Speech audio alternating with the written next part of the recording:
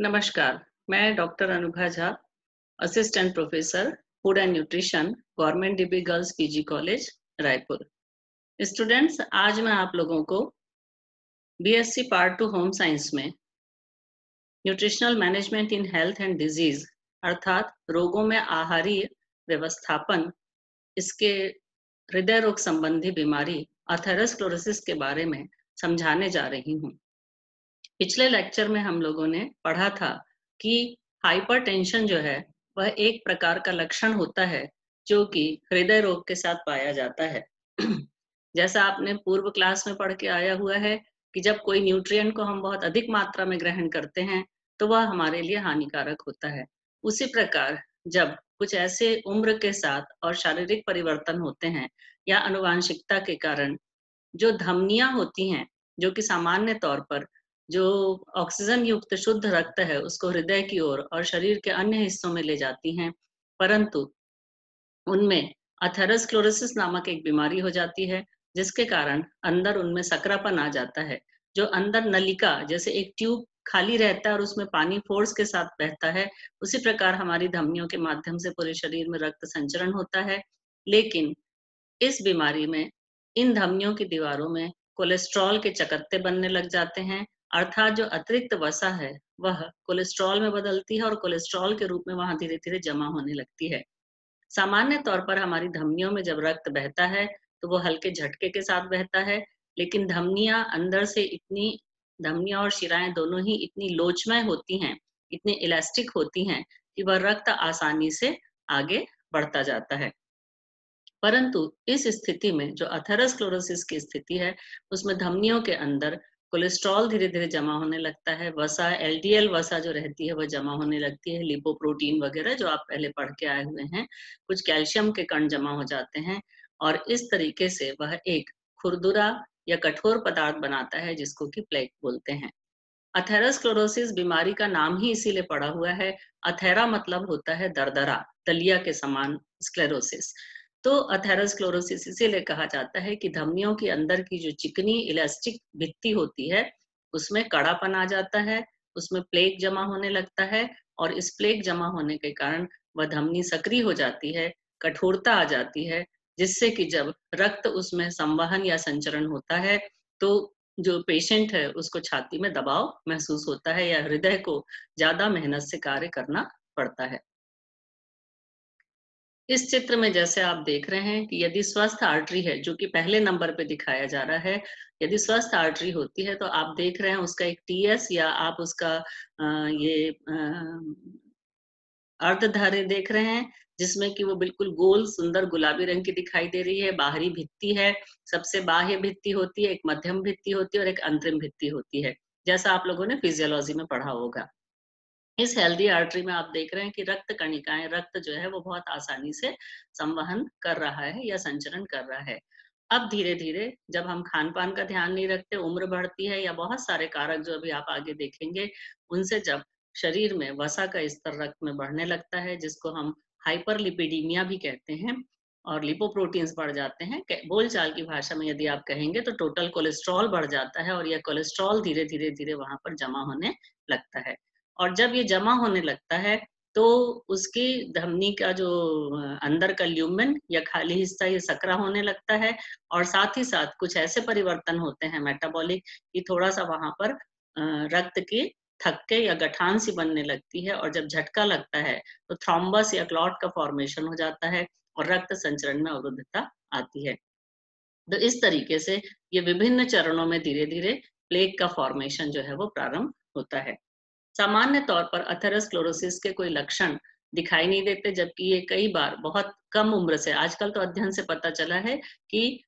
Young लोगों में भी यह जो है वो कोलेस्ट्रॉल जमा होना शुरू हो जाता है, परंतु इसके लक्षण तब प्रकट होते हैं जब व्यक्ति की जो धमनियां हैं वो बहुत गंभीर रूप से संकीर्ण हो जाती हैं और रक्त संचरण में होते समय या यदि वो कोई मेहनत का कार्य करता है, खाना खाने के बाद चलता है या कोई वजन वगैरह उठाता है, तो उस स्थिति में उसको सांस लेने में कठिनाई महसूस होती है और साथ ही साथ हृदयाघात के लक्षण या ब्रेन स्ट्रोक इत्यादि के लक्षण जो रहेंगे वो उसको दिखाई देते हैं। कई बार कुछ सामान्य लक्षण भी जो है वो उसमें दिखाई दे सकते हैं, जिनको कि व्यक्ति ध्यान नहीं देता, जैसे अचानक से कमजोरी लगना, हाथ पैर में झुनझुनी आना, कुछ मेंटल कंफ्यूजन लगना, परेशानी, बोलने में परेशानी होना, चक्कर लगना,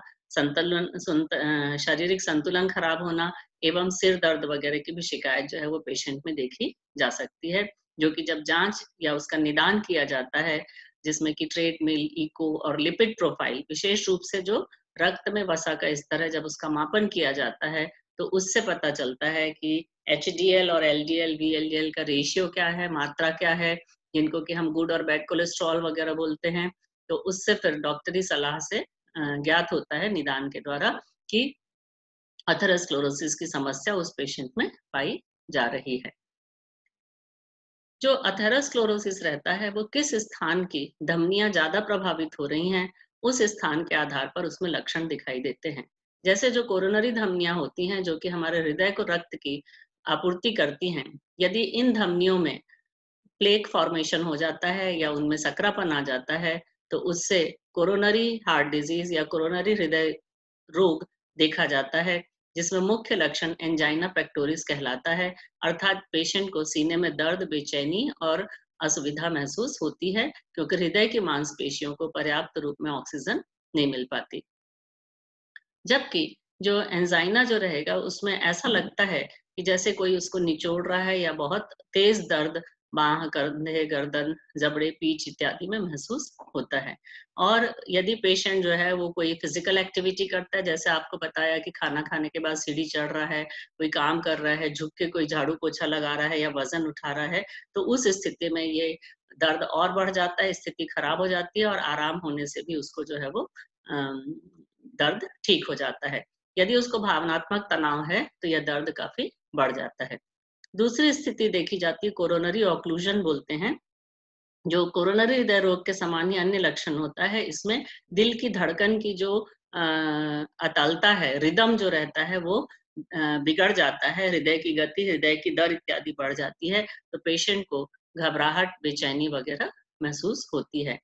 तीसरी स्थिति कोरोनरी माइक्रोवेस्क्यूल डिजीज कहलाती है। इसमें जो बहुत बारीक धमनियां होती हैं, उनमें जो है वो अथेरोस्क्लेरोसिस डेवलप हो जाता है, जिसको कोरोनरी माइक्रोवेस्कुलर डिजीज भी कहा जाता है, और जिसके कारण पेशेंट में वही एंजाइना के लक्षण, सांस लेने में तकलीफ, सीने में दर्द, थकान इत्यादि, या कमजोरी या ऊर्जा में कमी महसूस होती है, क्योंकि उसके हृदय को ऑक्सीजन की आपूर्ति कम हो जाती है। अगली स्थिति देखी जाती है कोरोनरी इन्फार्क्शन। अथेरोस्क्लेरोसिस की जो गंभीर समस्याएं के रूप में देखा जाता है, वो होता है दिल का दौरा आना या फिर मस्तिष्क में आघात होना, और इसमें यदि व्यक्ति को तत्काल चिकित्सा नहीं मिलती, तो उसकी जो है वो मृत्यु भी हो सकती है।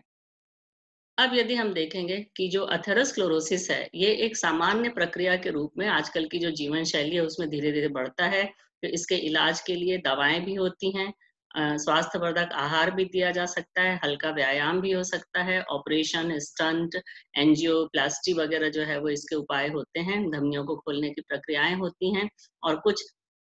अल्टरनेट मेडिसिन्स के द्वारा भी इसको ठीक किया जा सकता है। पर मुख्य रूप से ये होता है कि हमको यह देखना पड़ता है कि कौन से ऐसे जोखिम कारक हैं, जो कि इनको बढ़ाते हैं या उत्पन्न करते हैं। जैसा मैंने पहले ही बताया कि अथेरोस्क्लेरोसिस एक बहुत ही धीमा और जटिल रोग है, जो कि बहुत कम उम्र से धीरे-धीरे जो है वो अपनी जीवन शैली यदि खराब होती है, तो ये वर्तमान समय में कम उम्र के या यंग एज में ही जो है अथेरोस्क्लेरोसिस की समस्या देखी जाती है, और उम्र बढ़ने पर जब व्यक्ति मेहनत करता है या बहुत ज़्यादा तनावयुक्त जीवन व्यतीत करता है, तब इसके लक्षण जो रहेंगे वो प्रकट होते हैं। तो ऐसी जो स्थितियाँ होती हैं, जो इसके जोखिम को बढ़ा देती हैं, उनको हम रिस्क फैक्टर्स जो हैं वो कहते हैं। ये जो रिस्क फैक्टर्स होते हैं, ये यदि हम सामान्य तौर पर देखेंगे, तो इनको जो है वो हम मॉडिफाएबल मतलब परिवर्तनशील, और नॉन मॉडिफाएबल अर्थात अपरिवर्तनशील भी कहते हैं। जैसे कि यदि व्यक्ति को आनुवांशिक है, यदि वो बीमारी, या उसके शरीर में कोई एंजाइम की ऐसी कमी है कि जिसके कारण हाइपरलिपिडीमिया उसकी बीमारी है आनुवांशिक, उस स्थिति में तो उसको हम परिवर्तित नहीं कर सकते, परंतु अपना जीवन शैली, खान पान, भोजन संबंधी आदतें, स्मोकिंग, अल्कोहल लेना, या तनाव या स्ट्रेस जो है, इनको जो है वो आसानी से आदमी मैनेज कर सकता है या परिवर्तित कर सकता है। अब यदि हम इसके मुख्य कारणों को देखेंगे तो सबसे पहली चीज आ जाती है कि रक्त में बैड कोलेस्ट्रॉल या अस्वास्थ्यकर कोलेस्ट्रॉल बढ़ना। यह मैंने फर्स्ट ईयर के जो है वो टॉपिक वसा में बहुत अच्छे से आप उसको पढ़ सकते हैं कि हमारे शरीर में जो कोलेस्ट्रॉल का स्तर जो रहता है वो लिपोप्रोटीन के द्वारा मापा जाता है। इसमें जो एलडीएल और वीएलडीएल जो कोलेस्ट्रॉल होते हैं, इनको बुरा कोलेस्ट्रॉल बोलते हैं क्योंकि ये धमनियों में जमा होने का कार्य करते हैं, जबकि एचडीएल जो हाई डेंसिटी कोलेस्ट्रॉल होता है उसको गुड कोलेस्ट्रॉल बोलते हैं क्योंकि ये हमारे हृदय रोग को कम करता है। तो जो लिपिड प्रोफाइल रहता है उससे पता चल जाता है कि शरीर में कोलेस्ट्रॉल की परिस्थिति कैसी है। उच्च रक्तचाप, यदि लंबे समय तक उच्च रक्तचाप होता है और या फिर डायबिटीज है, किडनी डिजीज है, तो इनके साथ में भी हाई ब्लड प्रेशर पाया जा रहा है, तो उसमें भी अथेरोस्क्लेरोसिस के लक्षण पाए जाते हैं। धूम्रपान जो रहेगा यह ऑक्सीजन की एक तो उपयोग को बढ़ा के जो कोलेस्ट्रॉल है उसके स्तर को बढ़ाने का कार्य करता है। इंसुलिन रेजिस्टेंस, जब शरीर में इंसुलिन अच्छे से स्रावित नहीं होता, अन्यथा उसके जो है वो शरीर में उपयोग नहीं हो पाता, जैसा कि डायबिटीज मधुमेह की बीमारी में होता है, उसके साथ अथेरोस्क्लेरोसिस के चांसेस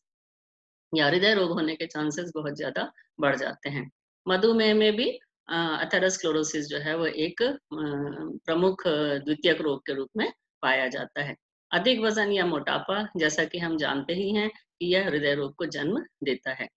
इसके अलावा शारीरिक गतिविधि में कम होना, व्यक्ति जब बहुत ज्यादा बैठा हुआ जीवन व्यतीत करता है, फॉल्टी फूड्स लेता है, अस्वास्थ्यकर यदि भोजन है जिसमें विशेष करके फ्राइड फैट, संतृप्त वसा, ट्रांस फैट, जैसे आजकल जंक फूड जो है वो बहुत ज्यादा उपयोग किए जाते हैं, बहुत ज्यादा नमक युक्त भोजन लेना, बहुत ज्यादा कोलेस्ट्रॉल युक्त, बहुत ज्यादा रिफाइंड शर्करा युक्त भोजन लेना, ये सारे जोखिम कारक के अंतर्गत आते हैं। वृद्धावस्था, जैसे जैसे एज बढ़ती है, एजिंग बढ़ती है, स्वाभाविक रूप से अथेरोस्क्लेरोसिस के सिम्टम्स जो रहेंगे वो इसमें प्रकट होने लगते हैं। और फैमिली हिस्ट्री, जैसा पहले ही बताया कि आनुवांशिकता बहुत ही महत्वपूर्ण भूमिका निभाता है। तो यदि परिवार में फैमिली हिस्ट्री होती है कि किसी को हृदय रोग हुआ है, तो बच्चों में भी उसके होने की संभावनाएं बढ़ जाती है।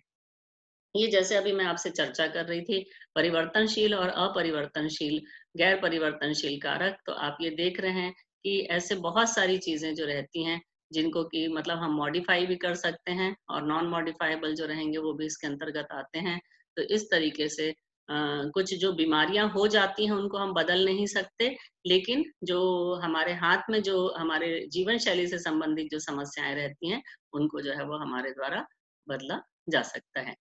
डाइटरी मैनेजमेंट, अब हम इसके आहारी चिकित्सा देखेंगे तो मुख्य रूप से जब अथेरोस्क्लेरोसिस के लक्षण प्रकट होते हैं तब तक जो धमनियां हैं वो काफी सिकुड़ गई रहती हैं, उनका ल्यूमेन अंदर का कम हो जाता है, रक्त संवहन कम होने लगता है। तो कोई भी यदि हम भारी काम करते हैं या भोजन लेने के बाद यदि बहुत ज्यादा गतिविधि करते हैं तो जो हार्ट है या हृदय है उसके ऊपर लोड पड़ता है। तो पहला उद्देश्य इसमें जैसे ही अथेरोस्क्लेरोसिस के सिम्टम्स प्रकट होते हैं, मुख्य रूप से ये सिम्टम्स आप देखेंगे, एक तो जांच के दौरान प्रकट होते हैं जब आदमी ट्रेडमिल या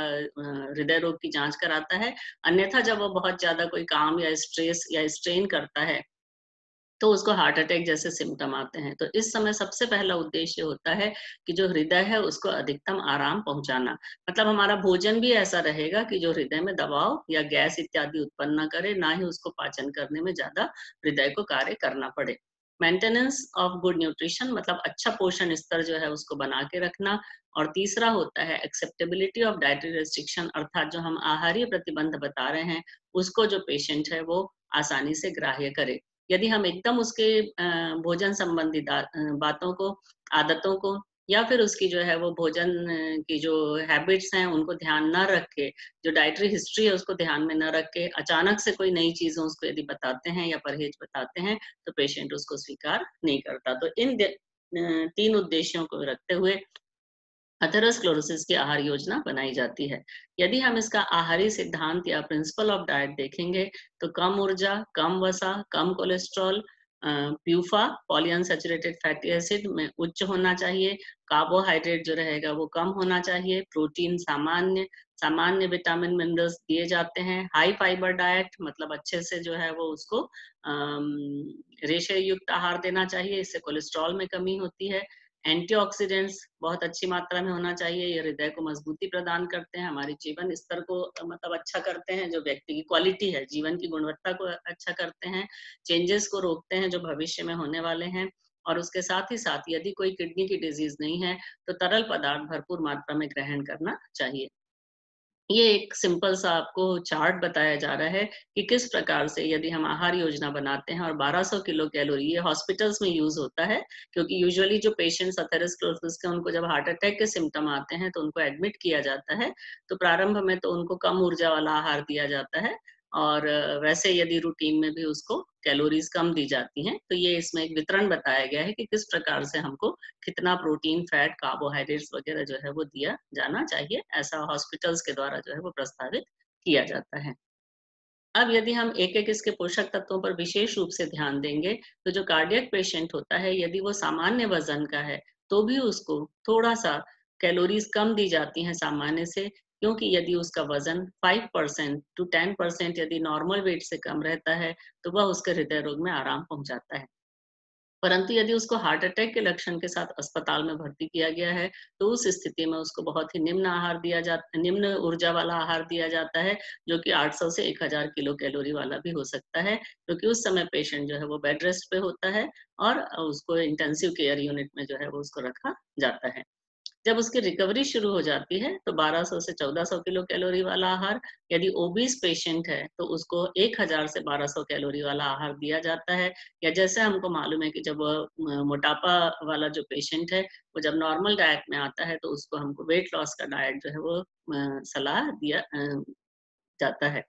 डिस्चार्ज होने पर नॉर्मल जो वेट पेशेंट है, वो अपने 1800 से 2000 किलो कैलोरी का डाइट ले सकते हैं। प्रोटीन जो है वो सामान्य, यदि उसको किडनी डिजीज नहीं है, तो 1 ग्राम पर केजी बॉडी वेट दे सकते हैं, या कुल ऊर्जा का 10% प्रोटीन के माध्यम से दिया जा सकता है।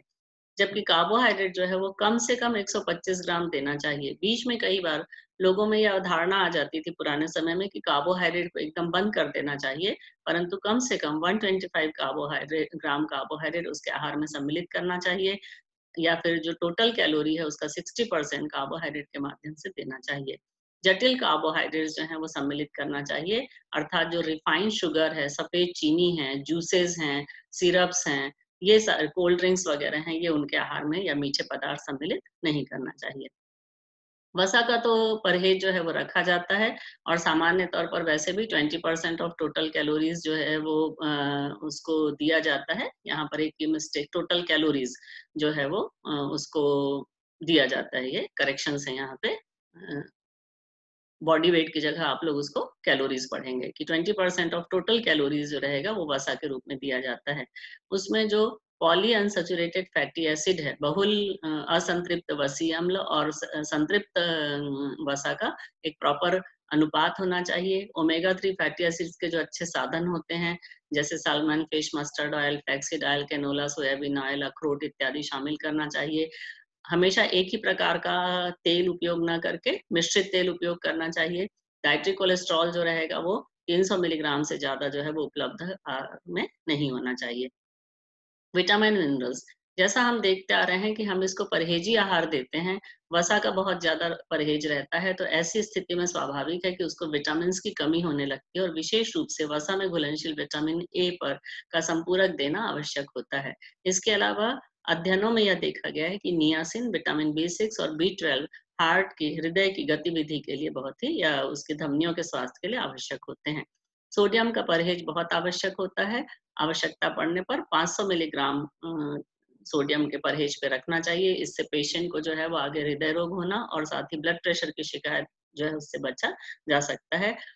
उच्च रक्तचाप के व्याख्यान में आप देख सकते हैं कि किस प्रकार से हम अपने आहार में सोडियम को कम कर सकते हैं। टेबल सॉल्ट नहीं लेना चाहिए। टेबल सॉल्ट मतलब अलग से हमको ऊपर से नमक मिलाकर जो खाने की आदत होती है वो उपयोग नहीं करना चाहिए।